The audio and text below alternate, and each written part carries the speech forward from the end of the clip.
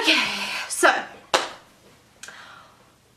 I don't actually know where to start with this whole thing. So as you can see, I'm not in my usual background.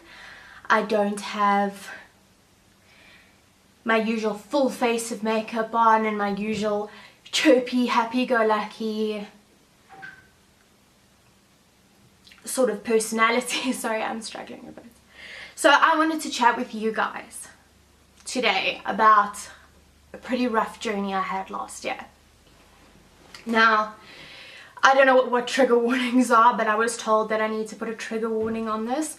So if you suffer from depression or anxiety and you're going through treatment and you're in the process of getting help, this might be a bit difficult for you to watch, but I do ask that you watch it because it is important. So I've never kept it a secret that I suffer from depression. I've never kept it a secret. Sorry, I'm like really hot. I've never kept it a secret that I've suffered from anxiety, but last year everything took a very different turn. I went into the year feeling a bit off. Last year I shared a post about a dark day, and I explained to my readers about how I was suffering from a dark day and how I was very lucky to have the friends that I have because they understood the situation I was in. So the year started off a bit weird for me personally. It didn't start off like myself. I had the mother of all panic attacks that I've ever had in my life. It was so bad that I couldn't open the front door for my dad when he came to see if I was okay. I couldn't walk to the front door to see and let him in. Eventually packed up the courage, had my dad come in, and we sat and we chatted. And I thought things were okay and I thought things were fine, and you know, I was on antidepressants. Also, just a disclaimer, if you are not for that whole thing of antidepressants and stuff, I ask that you please just have the courtesy for those who are for it and those who do need it to rather not be a douche canoe in the comment section. Anyway, so February and March happened and there was anxiety and there was all of this, and then April happened. And if you can hear people above me, just ignore it. So April happened. I spent the majority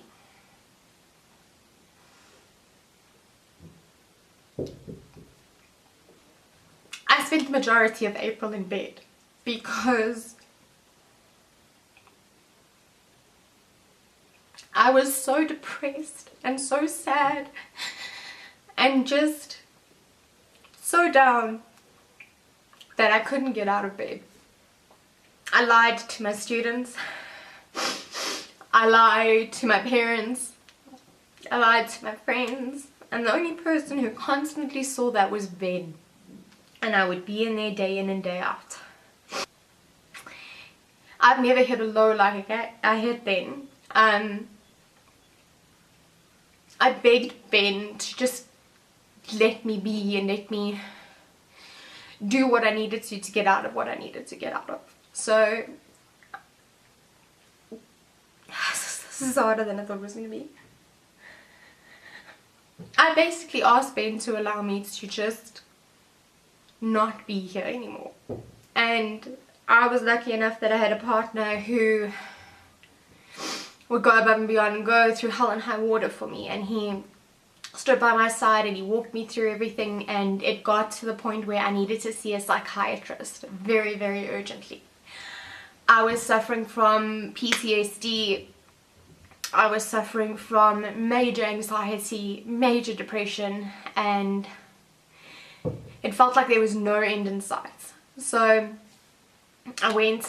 The thing about psychiatrists is if you can get an appointment within a 2-month period, you're freaking lucky, because these guys are so busy and they're so hectic that it's just very difficult to actually get an appointment. But I was lucky enough to get an appointment as soon as possible. From that point, I went through a lot of testing, like a lot of testing. I had ECGs done to check if my epilepsy had maybe returned. I had bloods, I had psychological testing, I did all of this stuff while still running my business, trying to be a teacher, trying to still be a good friend, trying to be a good daughter and a good fiance and a good all of those things. And while I'm trying all of those things, nobody's putting pressure on me but myself. And I felt like I'd epically failed. I felt like I'd failed my fiance, I'd failed my friends mostly because they suffered the most from the whole thing, because I couldn't bring myself to be me anymore. I didn't want to be me. So it was determined that I suffer from a generalized anxiety disorder. I am depressed and I am bipolar. Now, for a lot of people, you hear bipolar and you're like, oh, she's gonna skin my cat and boil it, or she's gonna go on a rampage and she's gonna stab people. But that's kind of why I'm making this video. I may look like an emotional wreck right now, but the journey that I've taken over the last 6 to 7 months has been incredibly difficult. I was treated in the first week of June, and you have this expectation that after the medication is settled in that everything's going to be fine. But what people don't tell you is that it's a science. They need to figure out the medication before it can all be fine.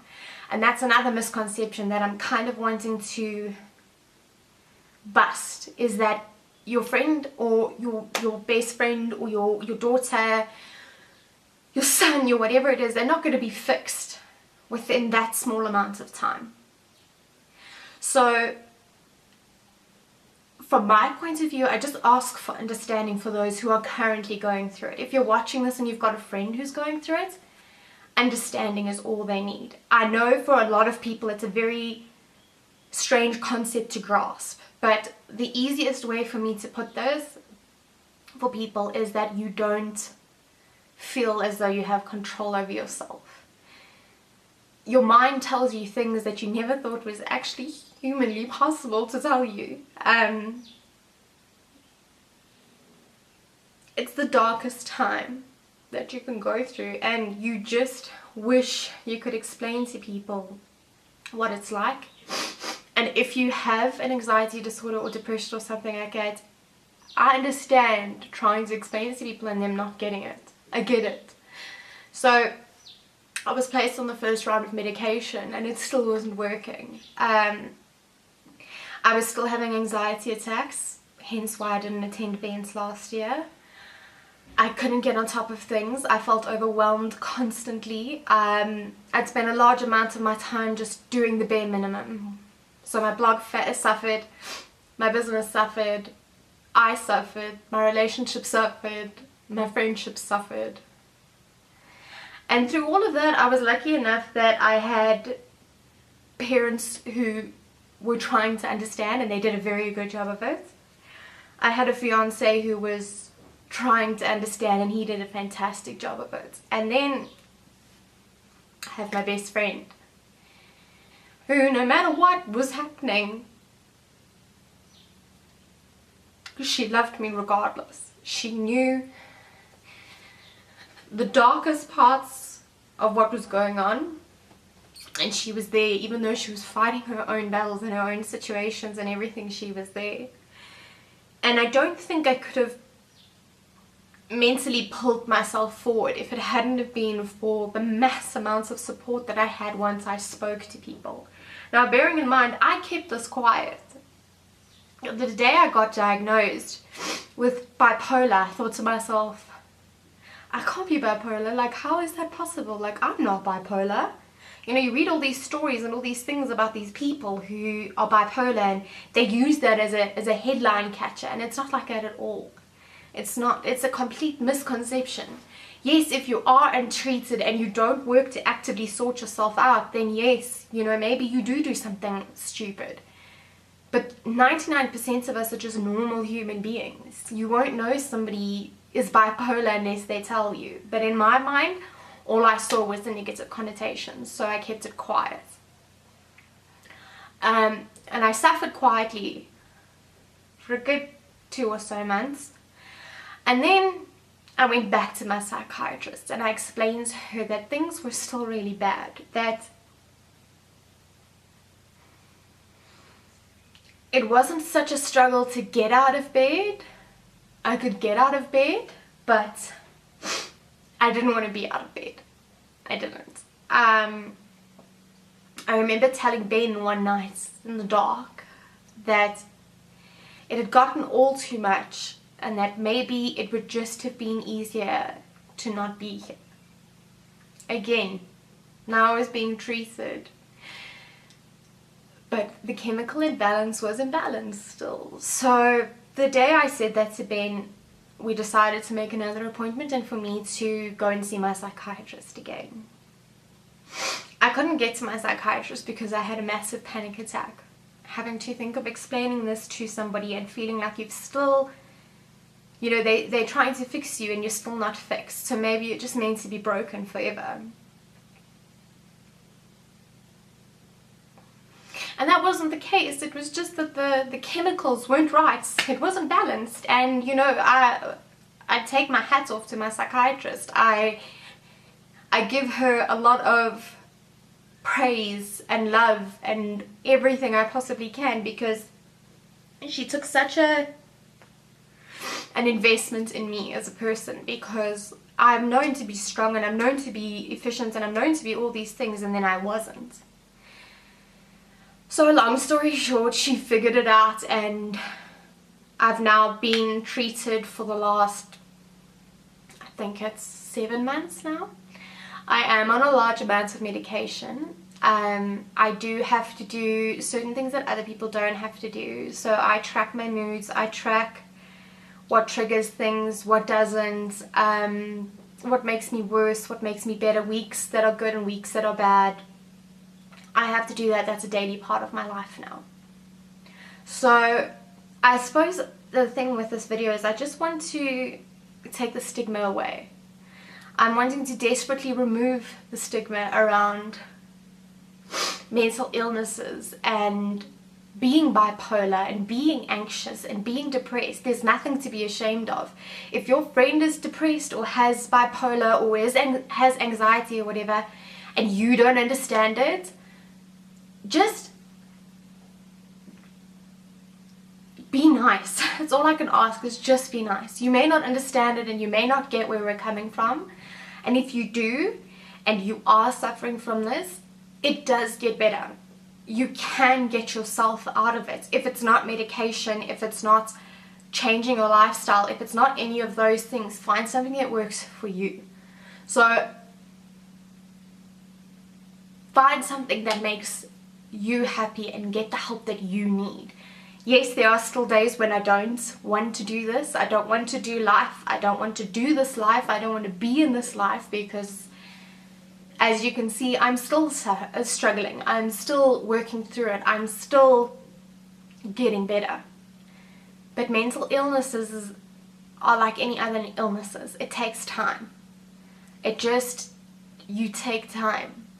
And although we can't phone in and be like, oh, hi, listen, yeah, I can't come in today, I'm having a mental illness day, because it's not a physical thing, it makes it 10 times more difficult. So this will probably be the first video of many to come, of me updating you guys about how things are going. Let me know if you want to know what I'm doing and how I'm doing it to get myself through each day. I suppose the reason I'm filming this is not, I don't want sympathy, please. If you know me and you're a friend of mine, you'll know that sympathy is the last thing that I want from people. I hate it. That's why I didn't tell people what I was going through when I was going through the majority of it. I'm doing it because I want to help somebody. So if this video can just help one person, and my complete messed state can help one person, then the video has done its job for today. I don't want other people to feel the way I felt, because that's not a life to live. So please, if you do need help, I will put all the details down below of where you can get some help. If you want to talk to somebody, I'm not a professional, I cannot give you professional advice, but I can give you an experience point of view. We can chat. So I suppose that's just where I'm leaving it, guys. Thank you for watching and spending that time with me and letting me explain to you where this is going. And yeah, I love you.